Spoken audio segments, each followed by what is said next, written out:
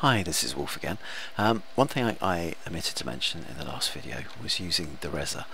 I didn't really fit in with what I was doing over there, but I do want to cover it here because it's a bit of a time saver.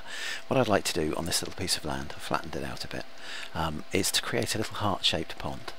Okay, now I could res out individually a whole bunch of the Terraballs, roughly line them up into a grid and work from there, but there's a tool to help you, which is the Rezzer.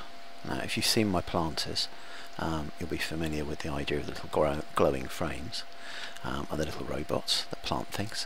This is a very similar idea. Everything's in red here rather than green, but it works in much the same sort of way.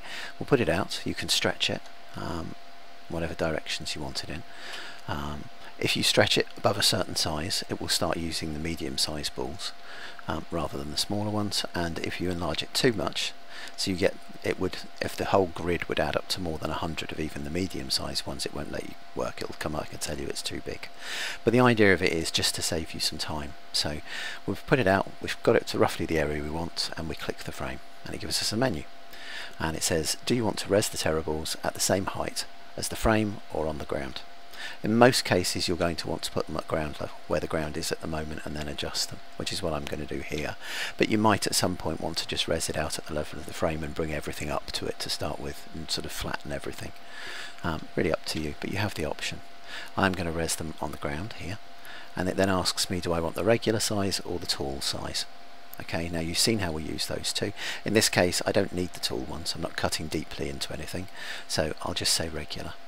And then the little robot comes out and shuttles along, creating a nice orderly grid within our frame here,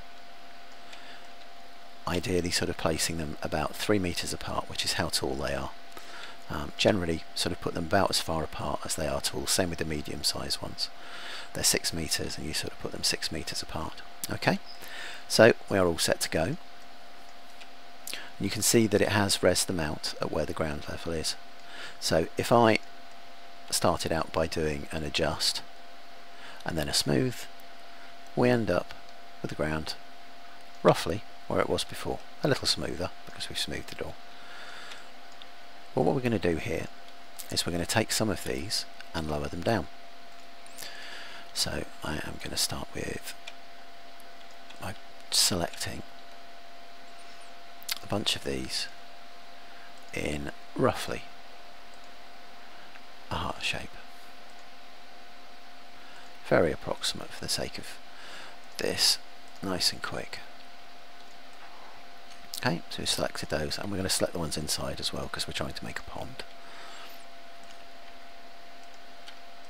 Make sure I can pick these last ones up. Now you could turn off the ones on the outside that we're not using, but I want to leave them on for now to show you something. So I've taken all those ones that make up my heart shape and I've lowered them into the ground, and I've lowered them quite a long way into the ground. You shouldn't really try and make it such a steep slope because you'll get the terrain will get very bumpy, but I'm going to do it for this because I want to show you how these work when they overlap, which is what they do slightly in the grid.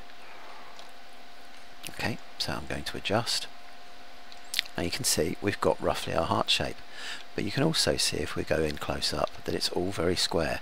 This is partly to do with how the terrain actually works, how it's stored. It is a big grid in effect, but it's also partly because of the way that these balls actually work. They can't all fire at the same time. They look like they are to the human eye, but they're actually all firing in sequence, starting with the ones that were resed out first. So what happens is the ones on the right hand side go first, then the next ones, the next ones, the next ones, and so on. Which is how these ones, instead of having a flat level underneath them along the edge, these ones to their left have fired afterwards and have pulled the ground out from underneath them. Now on the other side you get the opposite effect. These ones have pulled it down, but then these ones fired afterwards and pulled it back up again. I show you this because it's worth noting when you're working with this. Okay, if I fire, I don't know whether the video will be fast enough to catch this, but if I fire the adjust button, you can see a ripple going across from right to left because that's the order the balls were resed out in. Okay, now what we want to do here is we really want to decide which do we want, and in this case we want the ones in the water to take the priority. So I'm going to turn off these ones that would fire afterwards, so that they won't fire at all. Okay. Now when I do an adjust, we've got a slightly more symmetrical pattern. Okay, I'm going to turn off the ones in the corners too, and adjust. And we're getting closer by doing that to our heart-shaped pond.